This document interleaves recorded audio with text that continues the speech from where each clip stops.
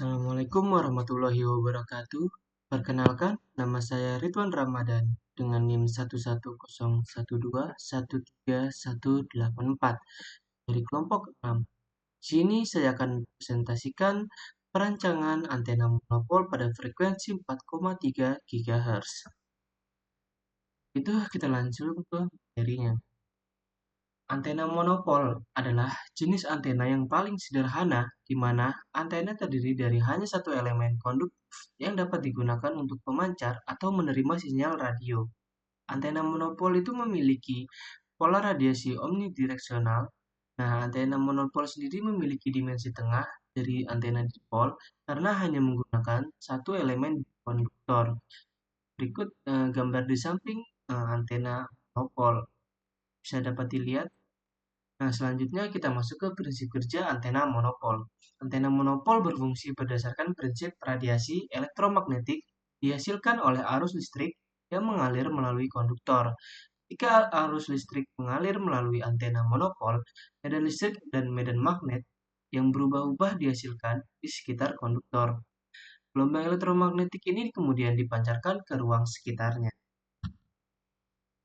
Selanjutnya ada bagian antena monopol. Pertama ada elemen vertikal. Antena monopol terdiri dari satu elemen konduktor vertikal. Panjang elemen ini biasanya sekitar seperempat panjang gelombang atau lambda per 4 dari frekuensi operasi yang diinginkan. Selanjutnya yang kedua ada feed point, yaitu titik di mana konduktor vertikal terhubung ke sumber atau penerima sinyal. Nah, impedansi di feed point ini biasanya sekitar 36,5 ohm, tapi dapat bervariasi tergantung pada kualitas ground plane. Nah, yang ketiga ada ground plane, yaitu permukaan konduktor yang berfungsi sebagai reflektor untuk antena monopol. Ground plane yang baik sangat penting untuk kinerja antena monopol.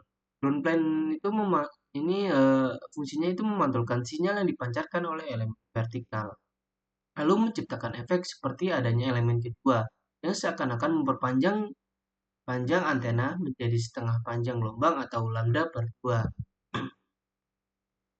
Selanjutnya kita membahas tentang parameter pada antena. Yang pertama ada bandwidth. Bandwidth yaitu rentang kerja frekuensi yang dibatasi oleh VSWR tertentu. Nah, dapat dilihat gambar di bawah. Untuk F1 dan F2 itu adalah rentang kerja frekuensi pada titik F1 dan pada titik F2. Pada di minus 10 dB. Selanjutnya kita lanjut ke return loss. Nah, return loss itu parameter yang menunjukkan seberapa besar daya yang hilang ke ruang bus. Untuk rumusnya sendiri yaitu 20 log R dengan satuan dB.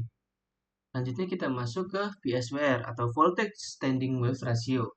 Ini yaitu perbandingan antara amplitudo gelombang berdiri atau standing wave maksimum dengan minimum. Untuk rumusnya sendiri dapat dilihat di gambar. Rumus VSWR itu Vmax dibagi Vmin, yang atau lebih detailnya 1 ditambah R per 1 dikurangin R. Nah, untuk kondisi yang paling baik adalah ketika VSWR bernilai 1. Tapi untuk nilai 1 itu sangat-sangat jarang atau sangat mungkin terjadi. Paling tidak lebih dekati 1. Jadi tentang VSWR yang paling baik kondisinya yaitu ketika kurang dari 2 dan lebih dari 1. Selanjutnya kita masuk ke gain atau kekuatan. Nah, gain itu perbandingan intensitas radiasi pada arah tertentu terhadap intensitas radiasi yang diterima. Selanjutnya kita membahas directivity atau directivitas, yaitu perbandingan antara rapat daya maksimum pada berkas utama terhadap rapat daya rata-rata yang diradiasikan. Untuk rumusnya sendiri yaitu D sama dengan D max bagi D0. Selanjutnya kita masuk ke pola radiasi. Pola radiasi itu pernyataan grafis yang menggambarkan sifat radiasi suatu antena pada medan jauh sebagai fungsi arah. Nah, pola radiasi ini disebut sebagai pola medan atau field pattern apabila yang digambarkan adalah kuat medan, dan disebut pola daya atau power pattern apabila yang digambarkan adalah pointing vector. Selanjutnya kita masuk ke polarisasi. Polarisasi antena merupakan arah medan listrik yang diradiasikan oleh antena. Nah, polarisasi ini gelombang yang terradiasi yang didefinisikan sebagai suatu keadaan gelombang elektromagnetik yang menggambarkan arah dan magnitud vektor medan elektrik yang bervariasi menurut waktu. Nah, jadi polarisasi dapat diklasifikasikan sebagai ada tiga, yaitu ada polarisasi linear, polarisasi sirkular, dan polarisasi eliptik atau elips. Ini ada kelebihan dan kekurangan pada antena monopol. Untuk kelebihannya sendiri, desainnya yang sederhana, jadi mudah diproduksi dan dipasang. Selanjutnya biayanya rendah karena sederhana desainnya dan tidak memerlukan banyak eh, komponen. Jadi produksi antena monopol itu relatif rendah dan ini kelebihannya itu pola radiasinya itu eh, jenisnya itu omnidireksional. Jadi dapat memancarkan sinyal ke segala arah dalam bidang horizontal. Untuk kekurangannya itu eh, tergantungan pada ground plan. Jadi sangat bergantung pada kualitas ground plan. Jika ground plan-nya buruk, dapat menyebabkan penurunan kinerja yang signifikan. Selanjutnya ada pola radiasinya tidak terarah. Jadi antena monopol itu tidak dapat diarahkan dengan presisi tinggi. Jadi tidak cocok untuk aplikasi yang memerlukan komunikasi terarah. Nah, antena monopol sendiri itu solusi yang efisien dan ekonomis untuk banyak aplikasi komunikasi. Jadi karena desain yang sederhana dan kemampuan untuk memancarkan sinyalnya secara omnidireksional ke segala arah dan buatnya jadi pilihan yang populer dalam bidang komunikasi. Selanjutnya kita masuk ke simulasi software CST. Nah, di sini ada desain dan spesifikasi antena. Gambar dapat dilihat terdapat dua komponen yang digunakan, yaitu ground plane dan yang kedua yaitu ada antenanya itu sendiri. Nah, untuk parameternya itu kami menggunakan Z input atau impedansi input dengan nilai sebesar 36,5 dan L atau panjang pada antena sekitar 17,425 dan R efisiensi pada antenanya sebesar 1,2. Selanjutnya kita akan menganalisis rancangan. Yang pertama kita menganalisis VSWR. Untuk nilai VSWR pada frekuensi 4,3 GHz ini sebesar 1,72168 yang menunjukkan bahwa antena yang dibuat itu layak digunakan. Selanjutnya kita masuk ke return loss. Return loss sendiri pada frekuensi 4,3 GHz sebesar minus 11,535156. Ini yang menunjukkan antena ini dapat digunakan dan layak juga karena rentang apa karena return loss yang baik itu lebih dari minus 10 dB. Jadi 11 dB itu jadi kondisi yang baik pada antena. Selanjutnya kita masuk ke bandwidth. Nah, nilai bandwidth sendiri pada frekuensi 4,3 GHz dapat diambil dengan cara perhitungan pada gambar, yaitu marker 2 dikurangi marker 1 atau titik 2 dikurangi titik 1. Jadi nilai terbesarnya itu dikurangi nilai terkecil. Untuk nilai terbesar dapat 4,3638 kurangi dengan nilai terkecil 3,7368 dan didapatkan hasilnya yaitu 0,627 GHz dan dapat kita ubah ke MHz menjadi 627 MHz. Selanjutnya kita masuk ke polarisasi. Nah, jika dapat dilihat pada gambar polarisasi pada antena frekuensi 4,3 GHz menunjukkan pada sudut 180 derajat dapat nilai polarisasinya sebesar 1,02648832 atau 1,026. Untuk main lobe magnitude didapat 1,03 dBi dan main lobe direction dapat 251 D. Lanjut kita ke polaradiasi. Untuk polaradiasi sendiri dapat dua bagian. Yang pertama ada elevasi dan azimut. Untuk elevasi sendiri dapat dilihat sebelah kiri bawah.